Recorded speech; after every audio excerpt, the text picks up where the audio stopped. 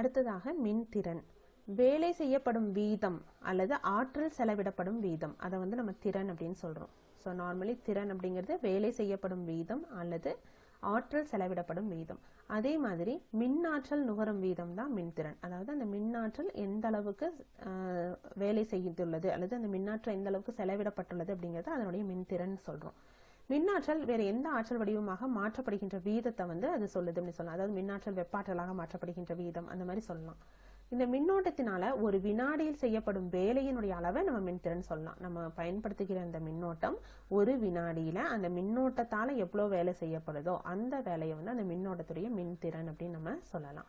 இப்போ உதாரணமா கடத்தியினுடைய இரு முனைகளுக்கு இடையே உள்ள மின்னழுத்த வேறுபாடு V ஆக இருக்கும் பொழுது R மின்தடை கொண்ட கடத்தி அதன் வழியாக I மின்னோட்டம் T காலத்துக்கு பாய்வதாக கொள்வோம். இது மேக்சிமம் இது எல்லாமே நம்ம இதே இதுல தான் எடுத்துப்போம்.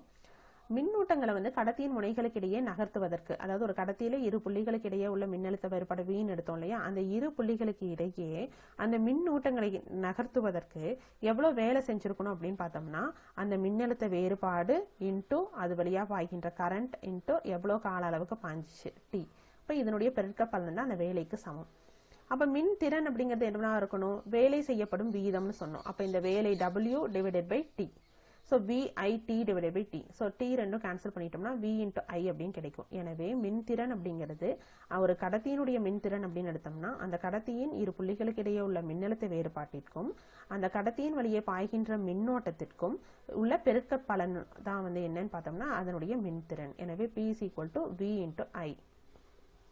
எனவே செய்யப்பட்ட வேலை மின்திறன் அப்படிங்கிறத வந்து நம்ம என்ன சொல்லலாம் அப்படின்னா அந்த கடத்தியின் முனைகளுக்கிடையே ஏற்படும் மின்னழுத்த வேறுபாடு மற்றும் மின்னோட்டத்தின் பெருக்க பலனுக்கு சமமாக இருக்கும் அப்படின்னு சொல்லலாம். கடத்தியின் முனைகளுக்கிடையே ஏற்படும் மின்னழுத்த வேறுபாடு மற்றும் மின்னோட்டத்தின் பெருக்க பலனுக்கு சமமாக இருக்கும் அப்படின்னு சொல்லலாம். இந்த மின்திறனுடைய அளவை வந்து எப்படி கணக்கிடலாம்? இப்ப மின்திறனுடைய SI அலகு வந்து வாட் அப்படிங்கிறது 1 வோல்ட் மின்னழுத்த வேறுபாட்டுல 1 ஆம்பியர் மின்னோட்டம். ஏன்னா V into I படிச்சோம் இல்லையா, சோ அந்த V வந்து 1 வோல்ட் ஆகவும் I வந்து 1 ஆம்பியர் ஆகவும் இருந்துச்சுன்னா அதனுடைய மின்திறனுடைய அளவு 1 வாட். சோ நடைமுறையில மின்திறனுடைய பெரிய அளவு அலகாக நம்ம கிலோ வாட் பயன்படுத்துறோம். சோ எவ்வளவு கிலோ வாட்ஸ் அப்படின்னு சொல்றோம்.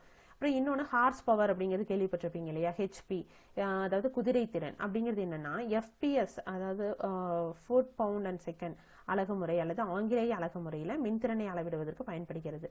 ஒன்றும் இல்லை, ஒரு HP ஒரு குதிரை திறன் அப்படிங்கிறது வந்து நம்ம SI அலகான வாட்ல 746 வாட்டுக்கு சமம். ஒரு HP குதிரை திறன் அப்படிங்கிறது 746 வாட்டுக்கு சமம்.